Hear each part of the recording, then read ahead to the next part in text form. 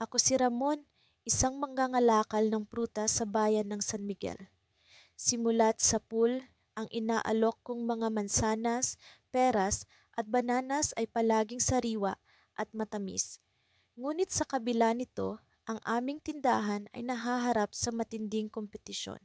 Hindi ko inaasahan na ang araw na iyon ay magdadala sa akin sa isang hindi pangkaraniwang pakikipagsapalaran.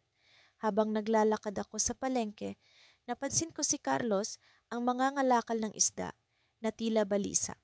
Nakaupo siya sa gilid ng kanyang maliit na pwesto, pinagmamasdan ng mga isdang palutang-lutang sa yelo. Hindi ko maiwasang mapansin ang kanyang pag-aalala, ang kanyang mga matay puno ng pag-iisip. Lumapit ako sa kanya at tinanong kung may problema. Ay Ramon, sagot ni Carlos, ang dami ng isda ngayon pero walang bumibili. Parang lahat ng tao'y sawa na sa isda. Paano kaya natin ito mababago? Napaisip ako. Sa dami ng prutas ko, minsan ay nasasayang din. Pareho kami ni Carlos na nahihirapan sa paminsang pabago-bagong hilig ng mga mamimili. Sa isang iglap, isang ideya ang pumasok sa aking isip. Paano kung magpalitan kami ni Carlos ng paninda? Ang prutas ko ay maaari niyang ibenta at ang isda niya ay maaari kong subukang ibenta. Subukan natin ang isang pagpalit ng paninda, mungkahi ko. Ang prutas ko ay maaari mong alagaan sa iyong pwesto at ang isda mo ay subukan ko sa aking pwesto. Baka sakaling may magbago. Nagulat si Carlos sa aking ideya. Sa simula'y may pag-aalinlangan siya, ngunit ang kanyang pagkabahala sa kanyang kalagayan ay nagbigay daan upang subukan ang bagong sistema. Agad kaming nagkasundo na simulan ang palitan sa susunod na araw. Puno ng pag-asa, sabik kaming malaman ang magiging resulta ng aming desisyon. Kinabukasan, maaga akong pumunta sa palengke kasama ang mga isdang kinuha mula kay Carlos. Nakaramdam ako ng kakaibang kaba habang inilalagay ang mga ito sa aking pwesto. Samantala, si Carlos ay nag-ayos ng mga prutas sa kanyang pwesto, tila masigla at puno ng pag-aasa. Habang lumilipas ang oras, kapansin-pansin na ang dami ng mga mamimili sa aking pwesto ay nadagdagan. Ang mga isda ay tila nagustuhan ng mga tao at hindi ko maipaliwanag ang saya na nadarama ko. Si Carlos ay nakangiti rin habang unti-unting nauubos ang mga prutas sa kanyang lugar. Ngunit sa kabila ng aming tagumpay, may isang bagay na nagbigay ng agam-agam sa akin. Sa isang sulok ng palengke, may isang matandang babae na mataman kaming pinagmamasdan. Nakasuot siya ng lumang damit at may hawak na baston. Ang kanyang mga mata ay tila nagbabaga sa damdamin. Sa tuwing magtatawid ng tingin ang aming mga mata, pakiramdam ko ay may lihim siyang alam na hindi namin matutuklasan. Hindi ko akalain na ang aming simpleng palitan ng paninda ay magdudulot ng ganitong klaseng atensyon. Sino siya? At ano ang kanyang layunin sa palengke? Ang mga tanong na ito ay nagpatuloy na bumabagabag sa aking isipan. Ang araw ay sumapit sa pagtatapos, ngunit ang kuryosidad ko ay hindi nagbago. Ang matandang babae ay nag-iwan ng misteryo sa aking isipan na para bang may darating na bagay na magpapabago sa takbo ng aming buhay. Ako si Lando, mangangalakal ng prutas. Sa loob ng maraming taon, ang mga hinog na mangga, matamis na saging, at malutong na mansanas ang naging sandigan ng kabuhayan ko. Ngunit nitong mga nakaraang buwan, tila nag-iba ang ihip ng hangin. Mas kaunti na ang bumibili ng prutas sa palengke at ang mga dating suki ko'y nagdagsaan na sa mga bagong tindahan sa bayan.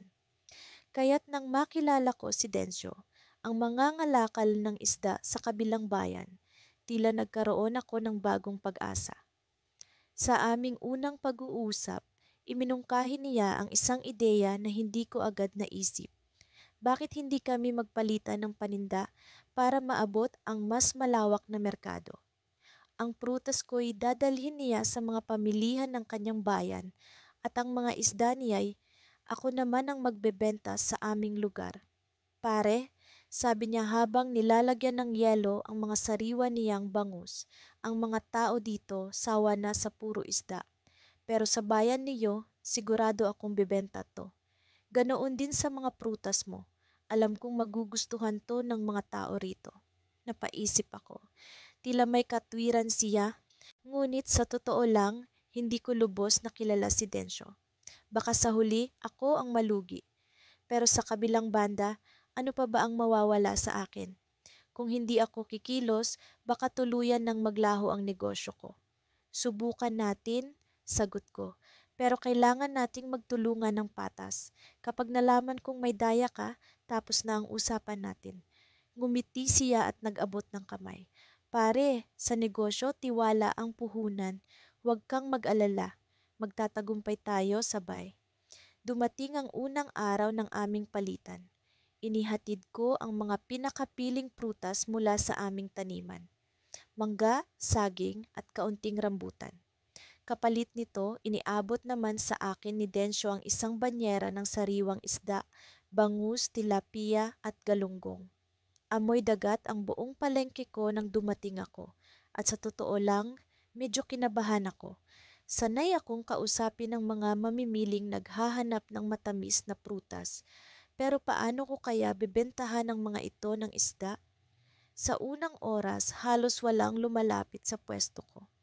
Naglalaro na sa isip ko ang mga tanong. Tama ba ang ginawa ko? Malulugi ba ako? Ngunit hindi ko inasahan ang isang bagay, ang mga tao'y naging curious. Lando, bakit ka nagtitinda ng isda? Tanong ng isang suki ko. Bagong negosyo, sagot ko na may pilit ng ngiti. Subukan mo tong bangus ko, sariwa mula sa dagat. Sa unay, alinlangan sila, ngunit nang makita nilang maganda ang kalidad ng isda, unti-unti silang nagsimula bumili. Sa kalagitnaan ng araw, halos ubos na ang paninda ko. Hindi ko akalain na magiging ganito kaayos ang resulta. Kinagabihan, dumiretso ako sa bahay ni Densyo upang magulat.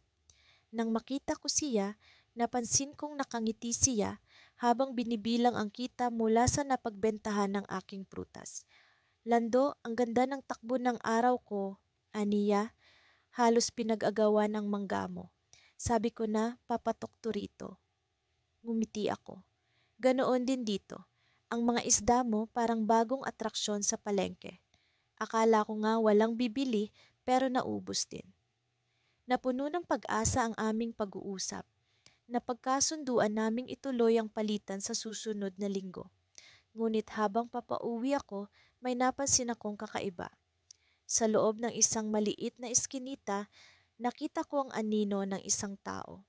May hawak siyang banyera at sa tingin ko'y puno ito ng mga isdang kamukha ng akin. Lumapit ako ng dahan-dahan at doon ko nakita ang hindi ko inaasahan. Si Densyo.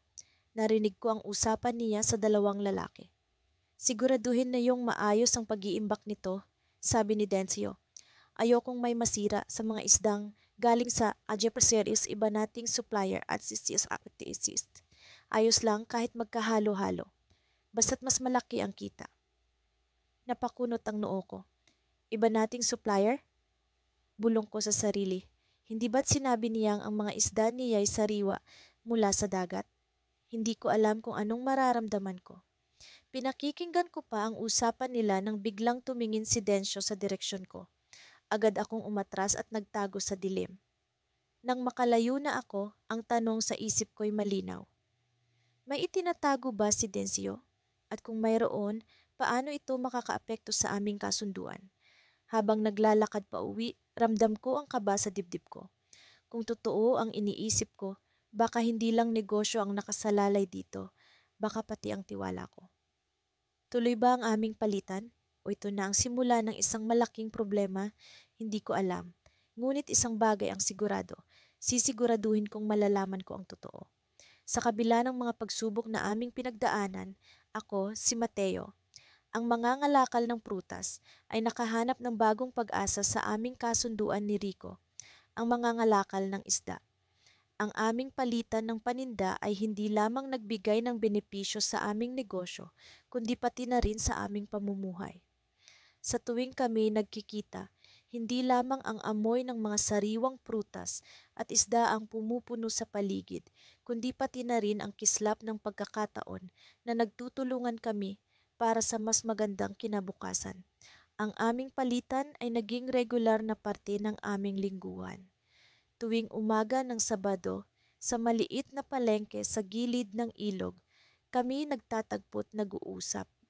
Ako'y nagdadala ng mga pinakasariwang mangga, saging, at abokado na maingat na pinili mula sa aking munting hardin.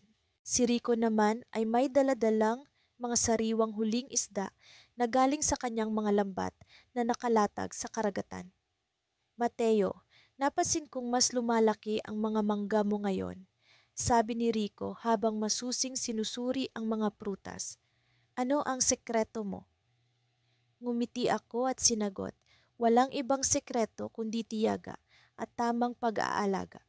Parang negosyo natin, di ba? Kailangan lang ng tamang timpla ng malasakit at sipag. Napangiti si Rico. Alam kong pareho kaming may pinagdaraanan, ngunit sa gitna ng lahat ng ito, kami natututo at lumalago. Ang aming palitan ay naging tulay para sa aming personal na pagkakaibigan at ang aming mga pamilya ay nagkaroon ng bagong kaibigan sa isa't isa.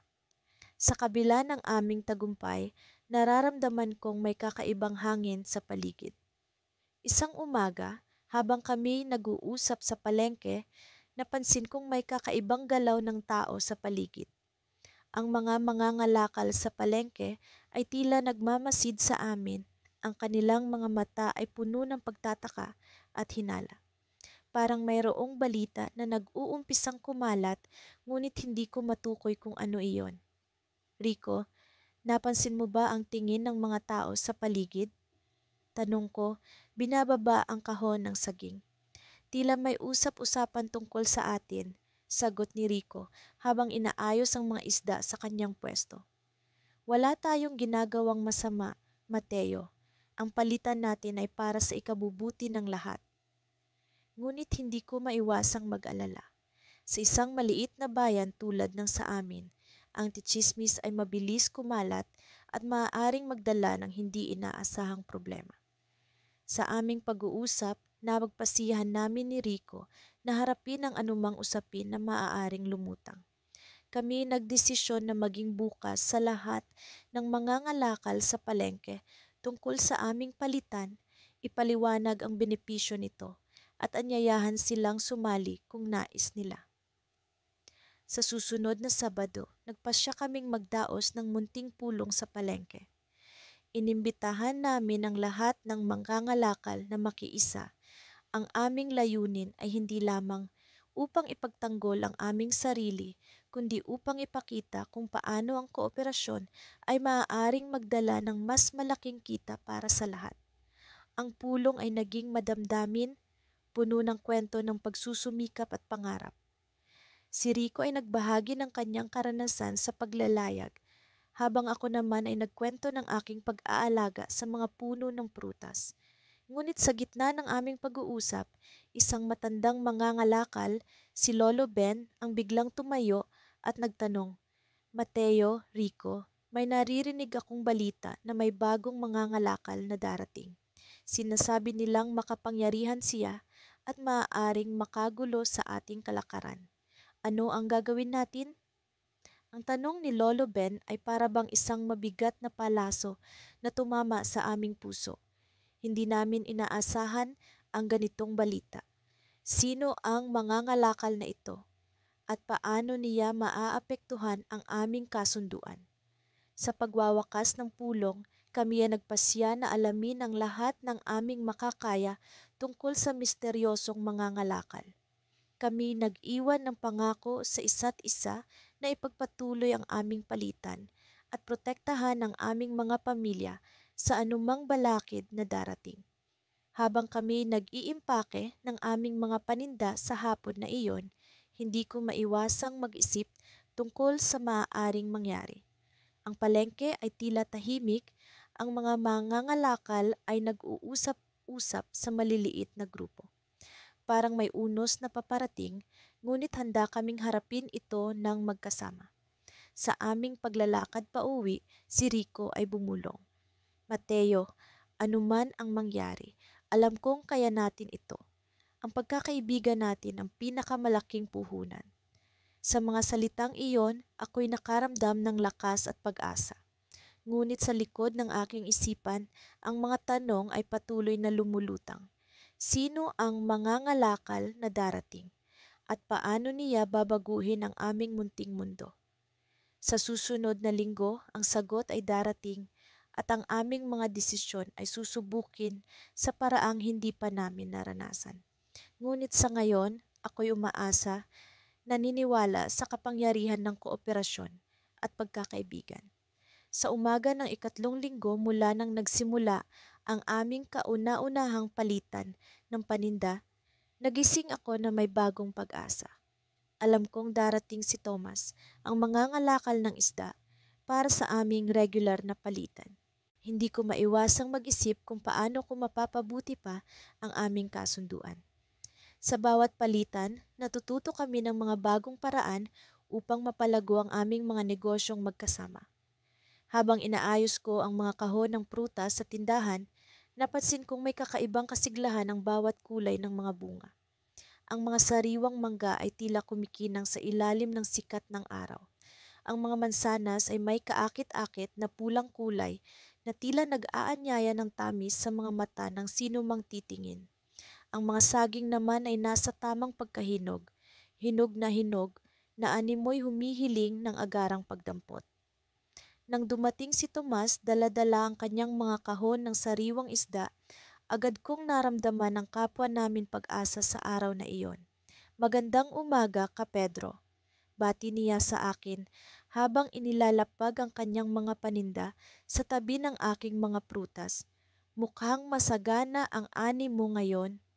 Ngumiti ako sa kanya, sabik na makipag-usap tungkol sa aming mga plano. Oo, Thomas. Sa tingin ko, magiging maganda ang bentahan sa linggong ito. Ano ang balak mo ngayon? Nag-usap kami tungkol sa aming mga estratehiya sa negosyo. Ibinahagi ko ang aking mga ideya kung paano namin mapapabuti ang kalidad ng aming mga produkto. Habang siya naman ay naglahad ng mga bagong teknolohiya sa pag-iimbak ng isda na maaaring makatulong sa kanya. Sa gitna ng aming talakiyan, biglang napunta kami sa paksa ng mas malawak na palitan. Isang ideya ang tumatak sa aking isipan, isang ideya na maaaring magbago sa takbo ng aming mga buhay. Tomas, naisip ko lang, bakit hindi natin subukan ng mas malawak na palitan? Tanong ko sa kanya, puno ng excitement. Ano kaya kung hindi lang prutas at isda ang ipagpalit natin? Marami akong kakilala na magaling sa paggawa ng mga produkto mula sa ating mga paninda. Marahil, makagawa tayo ng bagong negosyo. Tila nagliwanag ang kanyang mga mata sa aking mungkahi. Pedro, sa tingin ko, may potensyal ang ideya mo. Paano kung subukan natin? Kakausapin ko ang ilang kaibigan sa pamilihan at tingnan natin kung ano ang maaari nating gawin. Nagsimula kaming magplano ng aming bagong proyekto. Nag-usap kami tungkol sa mga posibleng produkto na maaari naming gawin mula sa prutas at isda. Ipinakita ko sa kanya ang mga posibilidad ng mga prutas na sirup habang siya naman ay nagbahagi ng ideya tungkol sa mga smoked fish. Naging makulay ang aming diskusyon, puno ng pag-asa at posibilidad. Habang nag-uusap kami, biglang pumasok sa tindahan si Nena, isang kakilala naming negosyante na kilala sa kanyang husay sa paggawa ng iba't ibang produkto mula sa mga paninda sa bayan. Agad niyang napansin ang aming kasiglahan. Ano ba ang pinag-uusapan ninyo at parang ang saya-saya ninyo? Tanong niya, may ngiti sa kanyang mga labi. Ikinuwento namin sa kanya ang aming plano at agad siyang nagbigay ng kanyang mga ideya at suhestyon. Si Nena ay may malawak na kaalaman sa negosyo at ang kanyang mga mungkahi ay nagbigay ng mas malinaw na direksyon sa aming plano. Tila naipon ang aming mga ideya patungo sa isang mas malaking proyekto. Sa kalagitnaan ng aming pag-uusap, nagulat kami nang biglang may pumasok na estranghero sa tindahan. Isang lalaki, may edad na, at may kakaibang aura. Hindi namin siya kilala, ngunit tila may dala siyang mahalagang mensahe. "Magandang araw sa inyo," bati niya, may awtoridad sa kanyang tinig. "Narinig ko ang inyong usapan. May alok ako sa inyo." Nagkatinginan kami ni Tomas. Sino ba ang taong ito at ano ang kanyang alok? Ang aming mga puso ay tila tumigil sa pagtakbo, puno ng kaba at pagtataka. Ang kanyang presensya ay tila may dalang pagbabago sa aming mga plano. "May kakilala akong negosyante sa ibang bayan na interesado sa inyong mga produkto," paliwanag ng estranghero. "Kung nais ninyong palawakin ang inyong negosyo, baka makatulong siya sa inyo." Nasa gitna kami ng isang malaking desisyon. Ang alok ng estranghero ay tila isang pagkakataon na maaaring magdala sa amin sa mas mataas na antas ng tagumpay. Ngunit sino siya at bakit siya interesado sa aming negosyo? Sa kabila ng aming pag-aalinlangan, nararamdaman namin na ito na ang simula ng mas malaking pagbabago. Habang iniisip ko ang aming susunod na hakbang, napansin ko ang isang kakaibang kapirasong papel sa bulsa ng aking suot. Isang liham mula sa aking ama na matagal nang nawala. Ang mensahe ay may mga salitang hindi ko inaasahan. Ang mga salita ay nagbigay linaw sa akin at sa likod ng mga iyon ay isang misteryo na kailangang malutas. Ang liham na ito, ang estranghero at ang alok, tila may koneksyon sila. Ang araw na iyon ay puno ng mga katanungan na hindi basta-basta masasagot. Ngunit alam kong ito na ang simula ng isang bagong yugto sa aming buhay bilang mangangalakal. Sa likod ng bawat prutas at isda, sa likod ng bawat kasunduan, ay isang kwento na naghihintay na mabunyag. Sa araw na ito, ako, si Miguel, ang mangangalakal ng prutas, ay nagtungo sa pamilihan na may mabigat na kalooban. Hindi ko alam kung paano ko haharapin si Lando, ang mangangalakal ng isda, matapos ang mga nangyari kahapon. Isang hindi inaasahang insidente ang sumiklab sa pagitan naming dalawa at ngayon ay tila may alingasngas na sa aming maliit na komunidad. Si Miguel at si Lando nagkagalit na. Bulong ng ilan sa mga kapwa namin mangangalakal. Ang mga bulungan ay parang hangin na unti-unting lumalakas, nagiging alingawngaw na umaabot sa bawat sulok ng pamilihan. Ang aming masayang palitan ng paninda ay nasira ng isang hindi pagkakaintindihan. Isang simpleng palitan ng produkto na nauwi sa pagtatalo. Sa loob-loob ko, hindi ko rin maiwasang sisihin ang sarili. Masyado akong naging kampante sa aming kasunduan. Naalala ko ang mga panahon kung saan, sa kabila ng aming pagkakaiba, ang prutas at isda ay nagiging daan para sa mas masaganang kita. Ngunit ngayong umaga, tila ang mga dulong iyon ay naputol ng galit at hinanakit. Habang inaayos ko ang mga kahon ng mangga, saging at pinya, narinig ko ang pamilyar na yabag ni Lando. Hindi ko maiwasang bumilis ang tibok ng aking puso. Dapat bang ako ang unang magpakumbaba? O dapat ko bang ipaglaban ang aking panig? "Miguel," tawag ni Lando. Kahit pa hindi ko siya tinitingnan, nararamdaman ko ang bigat ng kanyang presensya sa likuran ko. Kailangan natin itong pag-usapan. Huminga ako ng malalim bago lumingon sa kanya. Ang mga mata ni Lando ay puno ng determinasyon, pero may bahid ng pag-aalala. Pareho kaming may malalim na hinanakit, pero sa ilalim ng lahat ng iyon, alam kong may pagkakaibigan pa rin na dapat naming pangalagaan. "Oo, kailangan nga nating pag-usapan ito," sagot ko. "Ngunit paano tayo makakabangon mula rito?" Tumango si Lando at naglakad kami papunta sa isang tahimik na sulok ng pamilihan. Dito, walang ibang makakakita o makakarinig sa aming pinag-uusapan. Habang nasa gilid kami ng mga lumang kahon ng prutas at yelo, sinimulan niyang ipaliwanag ang kanyang panig. "Alam mo, Miguel, hindi ko intensyon na magkaproblema tayo," simula ni Lando. "Ang isda na pinadala ko ay talagang may depekto, ngunit hindi ko ito sinasadya. Sa araw na iyon, nagkaroon ng problema sa pagkuha ng mga sariwang isda mula sa dagat. Napabuntong hininga ako. Alam kong hindi madaling kontrolin ng likas na yaman, lalo na ang dagat. Ngunit sa negosyo ang reputasyon ay mahalaga at hindi ko rin maiwasang magalit sa kanya noon. Lando, naiintindihan ko, ngunit sana'y nagbigay ka ng babala sa akin. Ang mga prutas na ibinigay ko sa iyo ay may halaga rin at ngayon, ang ilan sa mga kliyente ko ay nagreklamo.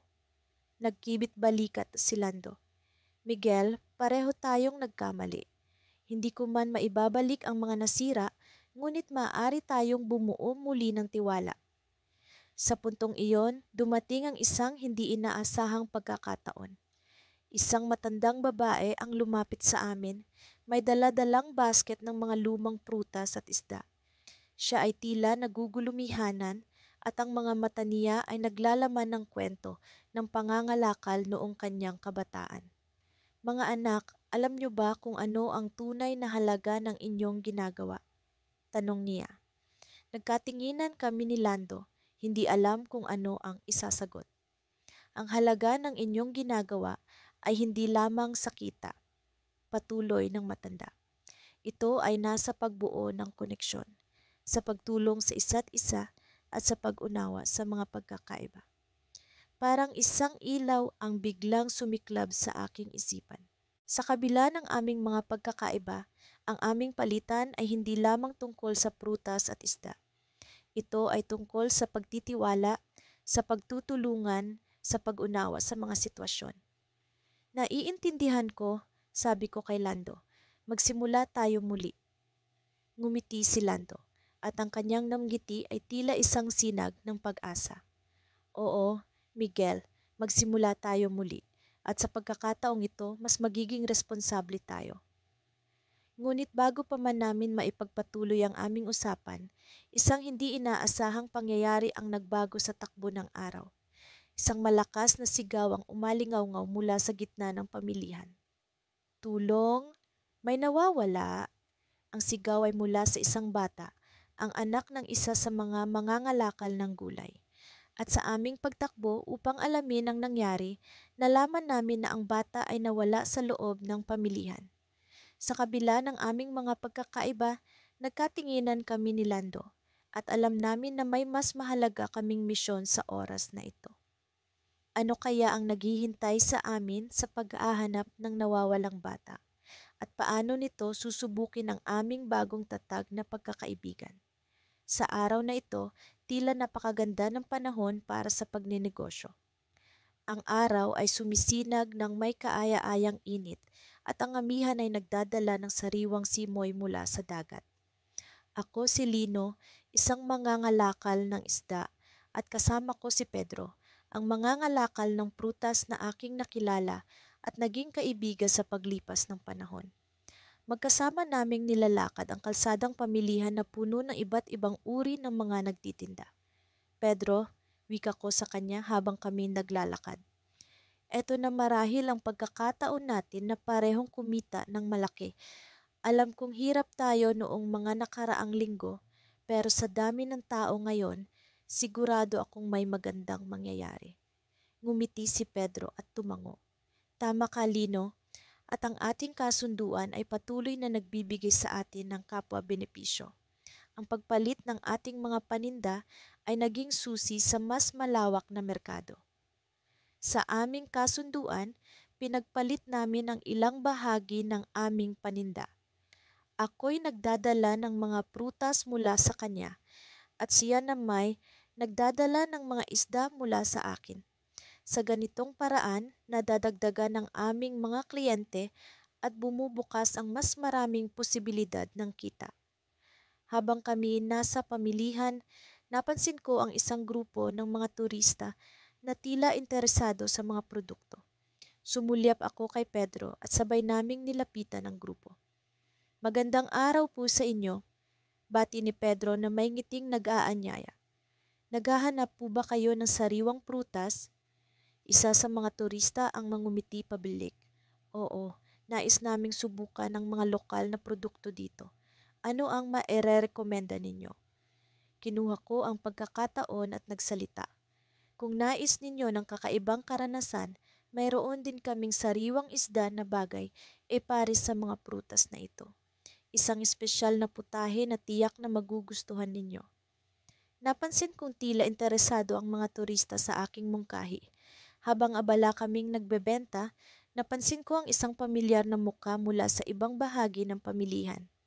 Si Clara, isa sa mga kilalang mangangalakal ng isda na kilala sa kanyang matinding kompetisyon.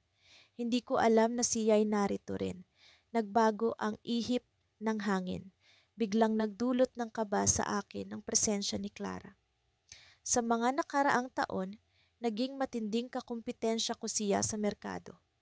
Alam kong kaya niyang gumawa ng mga bagay na hindi inaasahan para lamang makuha ang inaasam na benta. Nang matapos na kaming makipag-usap sa mga turista, agad kong hinarap si Pedro. Pedro, tila may kailangan tayong paghandaan. Nakita ko si Clara dito sa pamilihan at alam mo naman ang kanyang reputasyon. Kailangan nating magdoble kayod.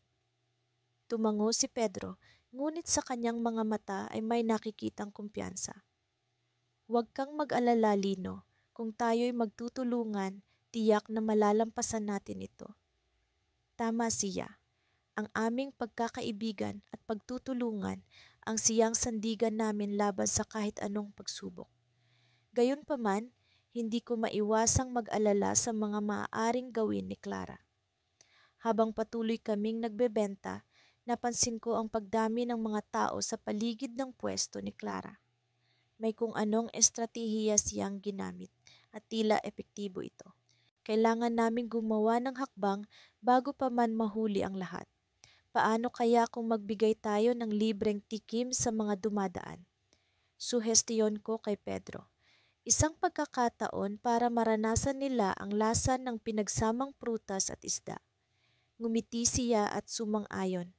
Agad naming inihanda ang mga sample para sa mga dumadaan. Habang abala kami sa pagbibigay tikim, napansin kong may isang hindi kilalang tao ang lumapit sa amin. Magandang araw, bati ko sa kanya, ngunit hindi siya tumugon. Sa halip, iniabot niya sa akin ang isang sulat. Nang aking buksan, nakasaad doon ang isang babala. Mag-ingat ka, Lino. Ang lahat ng ito ay bahagi ng plano ni Clara. Nanginig ang aking kamay habang hawak ang sulat. Sino ang nagpadala nito? At ano ang plano ni Clara? Sa kabila ng lahat ng ito, hindi ko mapigilang isipin kung paano makakaapekto ang mga susunod na hakbang namin sa aming negosyo at sa aming pagkakaibigan. Sa gitna ng lahat ng ito, isang bagay lang ang malinaw. Hindi maaring magpatuloy ang ganitong kalakaran ng walang mga aksyon. Kailangang malaman namin ang buong katotohanan bago pa man mahuli ang lahat. Habang papalapit ang pagtatapos ng araw, isang bagay ang bumagabag sa akin. Ang misteryosong mensaheng iyon. Ano ang ibig sabihin ng babala? At paano ito makakaapekto sa amin ni Pedro? Ang mga katanungang ito ang bumuo ng gabi ng hindi matahimik na pag-iisip habang isinasara namin ang aming pwesto at naglalakad pa uwi. Ngunit isang bagay ang sigurado, hindi ito ang katapusan ng aming kwento. Sa halip, ito ay simula pa lamang ng isang masalimuot na kabanata na puno ng mga pagsubok at pag-asa. Mula sa pag-usbong ng araw hanggang sa pagdapo ng dilim, patuloy ang aming pagsusumikap na mapalago ang aming negosyo. Ako, si Lino, ang mangangalakal ng prutas, at si Mario, ang mangangalakal ng isda, ay nagkasundong magpalitan ng paninda upang parehong kumita. Sinimulan namin ito bilang isang simpleng kasunduan, ngunit sa paglipas ng panahon, mas lalong lumalim ang aming samahan. Sa bawat pagtatagpo namin, natututo kami sa isa't isa. Hindi lamang tungkol sa negosyo, kundi pati na rin sa kahalagahan ng tiwala at pagkakaisa. Sa tuwing kami nag-uusap, palaging may bagong ideya na lumilitaw, na nagiging susi upang mas mapalago pa ang aming mga paninda. Ang prutas na aking ipinagpapalit ay nagiging pandagdag sa isda ni Mario. na nagiging dahilan upang mas maraming mamimili ang sumugod sa kanyang pwesto. Gayun din, ang isda ni Mario ay nagiging pandagdag sa aking prutas na lalong nagiging kaakit-akit sa mga mamimili. Ngunit ang aming tagumpay ay hindi palaging madali. May mga pagkakataon na ang ilang mamimili ay nagdududa sa aming sistema. Bakit nagkakaroon ng prutas sa pwesto ng isda at bakit may isda sa pwesto ng prutas? Tanong ng ilan. Ang aming sagot ay simple. Ito ay bahagi ng aming kasunduan upang mas mapabuti ang aming serbisyo. Sa kabila ng mga alinlangan, mas marami pa rin ang naging interesado sa aming inaalok at mas lalong dumami ang bumibili. Isang araw, habang kami ni Mario ay nag-uusap, napansin ko ang kakaibang kinang sa kanyang mga mata. Lino, sabi niya, mayroon akong isang ideya na maaaring magpalaki pa sa ating negosyo. Nabighani ako at nagtanong, ano iyon, Mario? Ngunit bago pa siya sumagot, may isang mamimili na lumapit at nagtanong tungkol sa presyo ng isda. Agad naming tinugunan ang mamimili, ngunit ang ideya ni Mario ay nanatili sa aking isipan. Sa sumunod na araw, sinigurado kong may oras kami ni Mario na mag-usap ng maasinsinan.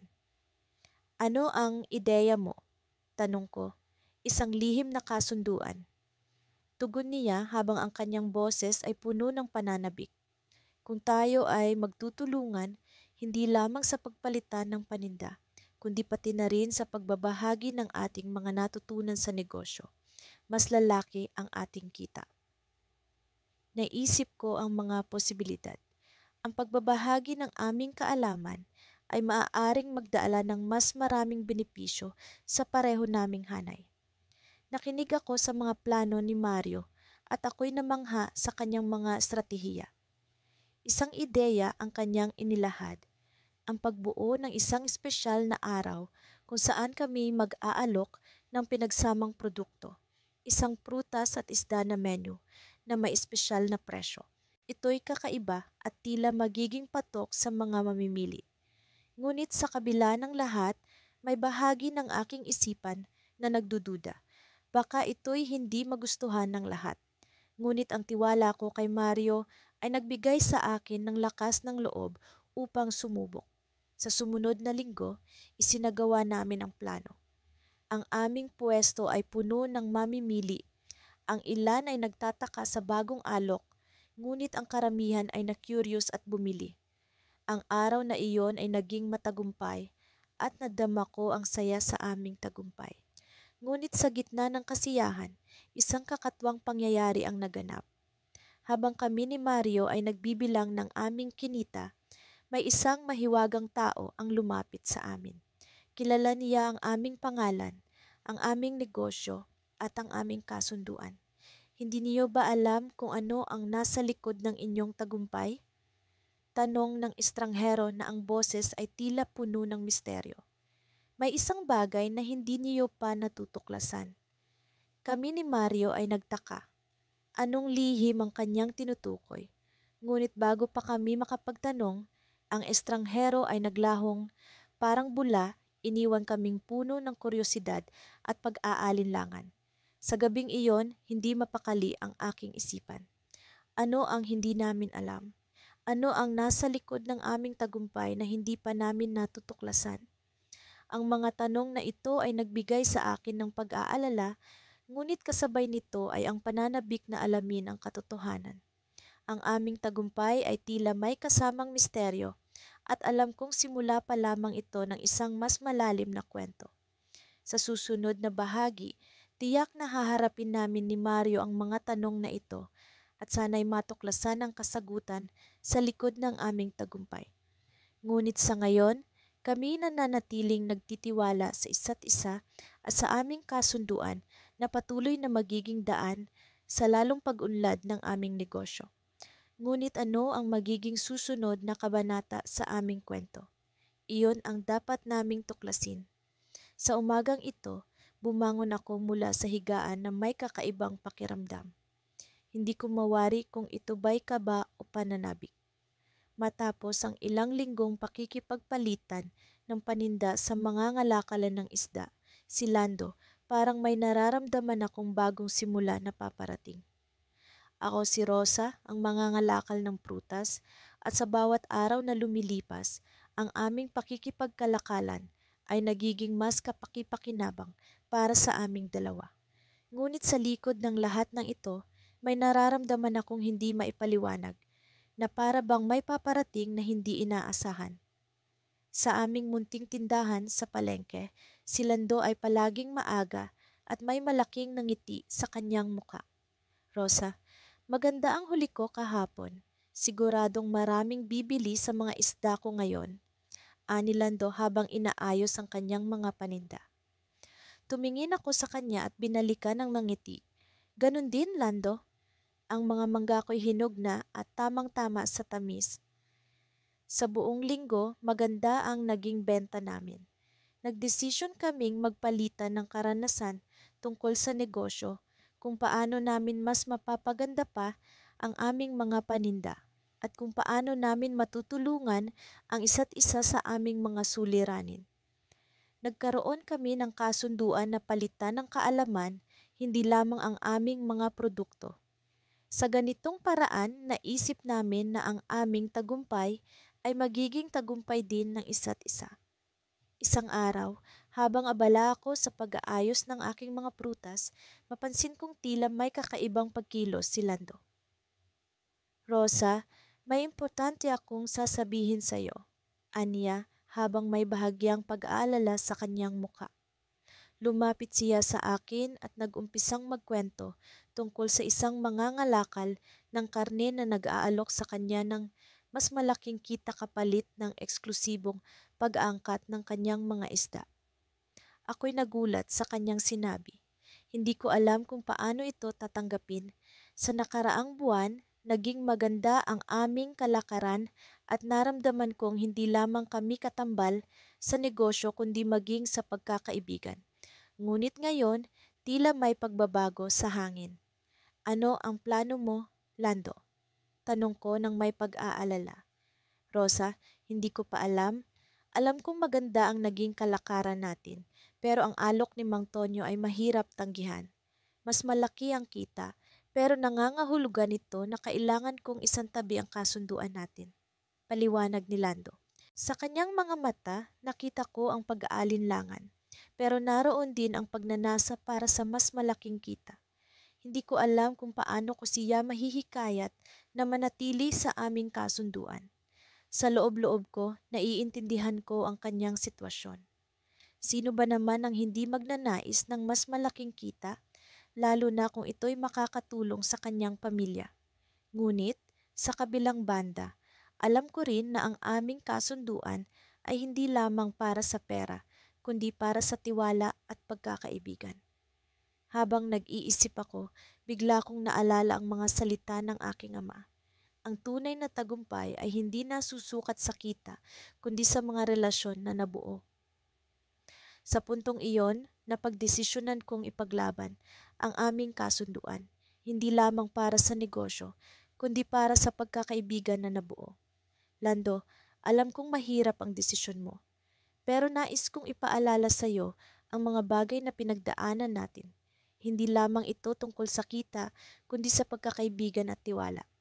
Kung pipiliin mong ipagpatuloy ang kasunduan natin, nangangako akong mas pag-iigihan pa ang ating kalakaran at sama-sama tayong aangat, sabi ko na may determinasyon. Tahimik si Lando. Tila nag-iisip siya ng malalim.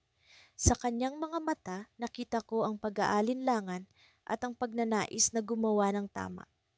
Sa kanyang pag-iisip, bigla kong narinig ang kanyang boses.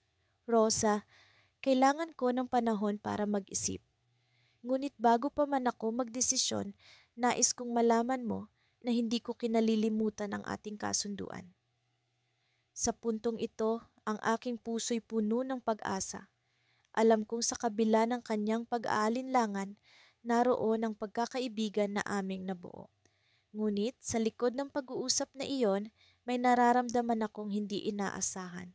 Habang nagmamasid sa paligid, napansin kong may mga nagmamanman sa amin mula sa malayo.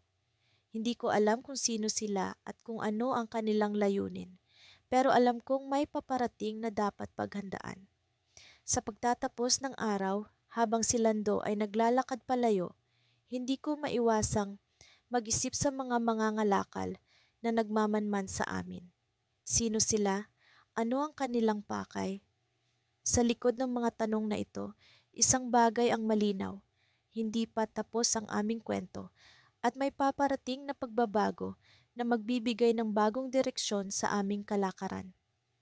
Sa aking hanapbuhay bilang mangangalakal ng prutas, palaging may mga pagkakataon na ang pakikipagkalakalan ay nagdadala ng mga hindi inaasahang pangyayari. Si Ramon, ang mangangalakal ng isda, ay naging katuwang ko sa negosyo sa loob ng maraming taon.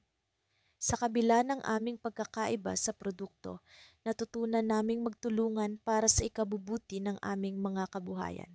Ngunit nitong nakaraang linggo, may nangyari na nagbigay daan sa isang hindi inaasahang bisita sa aming munting bayan. Nagising ako ng maaga noong Lunes para ihanda ang aking mga paninda.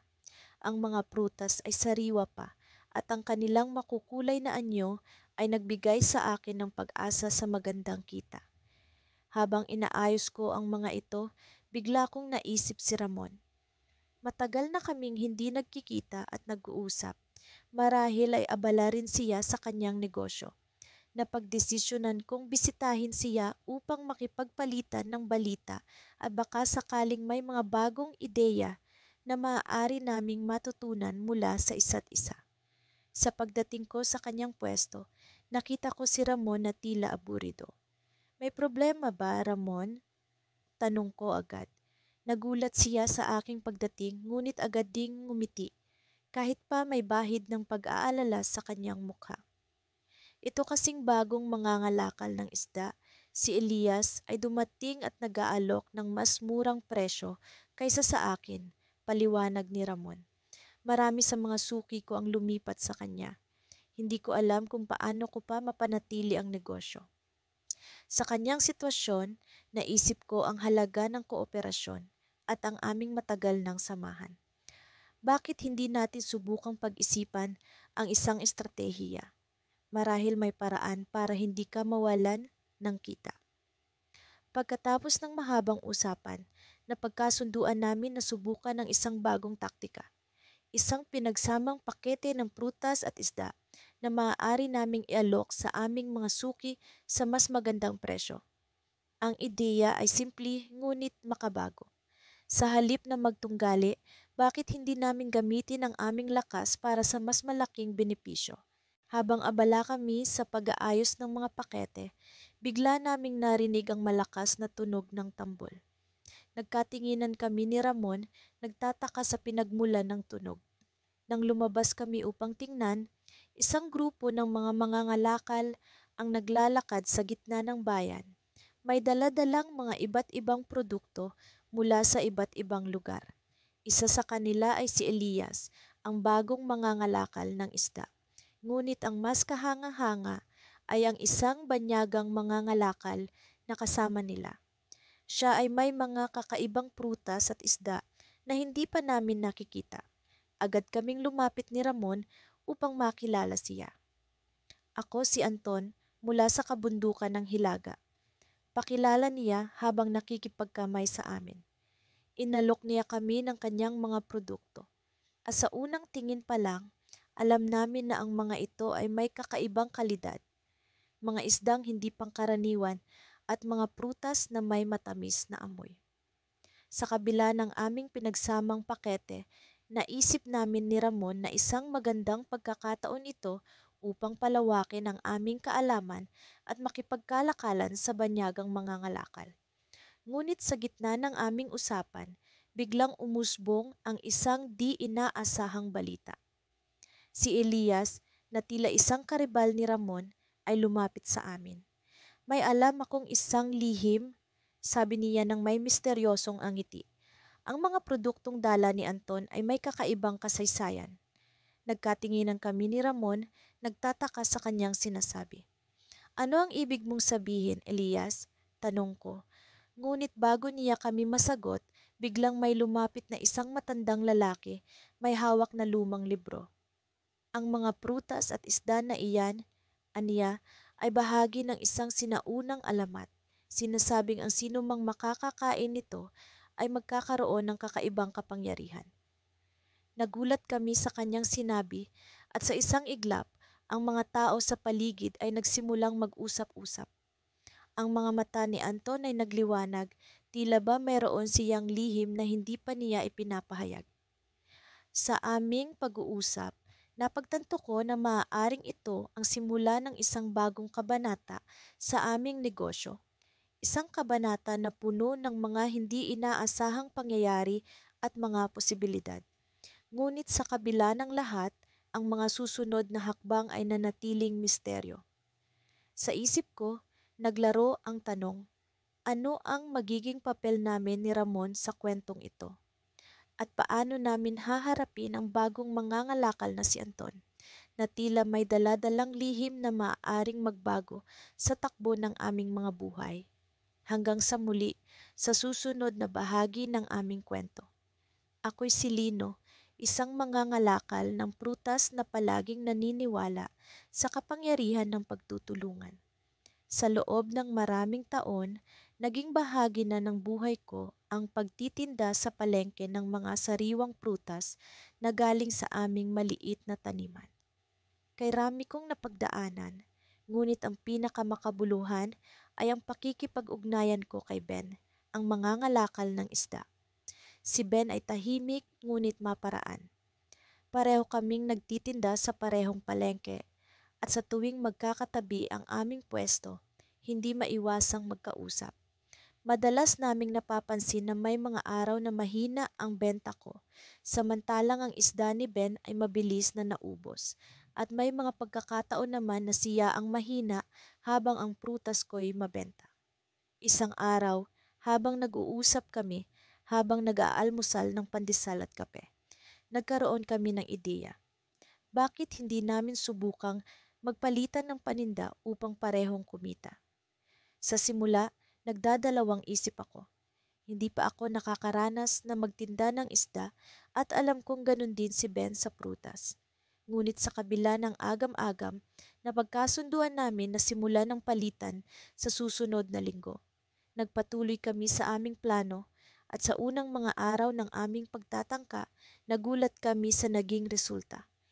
Ang mga mamimili ay tuwang-tuwa sa bago naming sistema. Lahat ay parang naging mas masaya at mas maginhawa ang pamimili dahil sa magkatuwang na presensya ng prutas at isda sa iisang puwesto. Sa paglipas ng mga linggo, unti-unting naging mas komportable kami ni Ben sa aming bagong setup.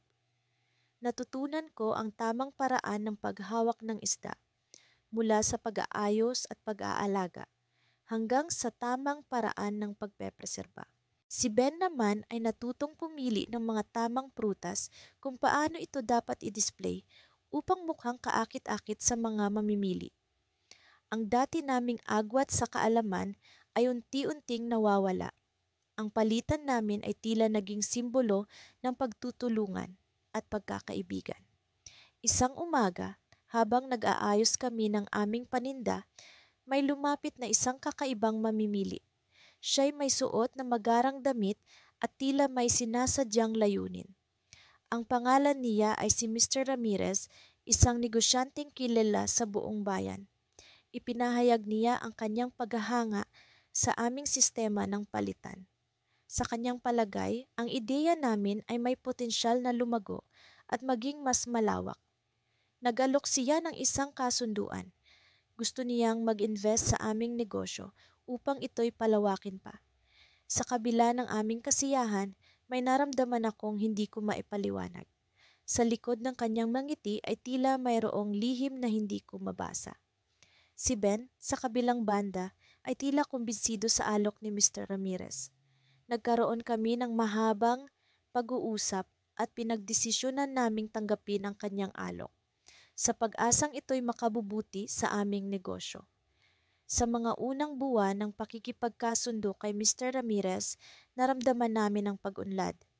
Lumakas ang benta, lumawak ang aming market, at unti-unting nakilala ang aming produkto sa iba pang bayan. Pero hindi nagtagal, nagsimulang magbago ang takbo ng negosyo. Napansin namin ni Ben ang kakaibang kilos ni Mr. Ramirez. Madalas siyang hindi sumisipot sa mga meeting at tila nagkakaroon ng problema sa mga dokumento ng aming kasunduan. Isang araw, habang nag-uusap kami ni Ben sa aming maliit na opisina, biglang may dumating na liham. Ito'y mula sa isang kilalang abogado sa bayan. Ayon sa liham, ang aming negosyo ay maaaring malugi dahil sa isang hindi inaasahang problema sa kontrata sa lupa kung saan nakatayo ang aming bagong puwesto. Nagulat kami. Ang kasunduan sa lupa ay hawak ni Mr. Ramirez at siya lamang ang may kontrol dito. Sa gitna ng aming pagkabigla, nagdesisyon kami ni Ben na harapin ang sitwasyon. Hindi namin hahayaang masira ang aming pinaghirapan dahil lamang sa isang lihim na kasunduan. Lumakad kami patungo sa opisina ni Mr. Ramirez, puno ng determinasyon na malaman ang totoo. Ngunit sa pagdating namin doon, isang nakakagulat na balita ang bumungad sa amin. Si Mr. Ramirez ay biglang umalis sa bayan at walang sino man ang nakakaalam kung saan siya nagtungo.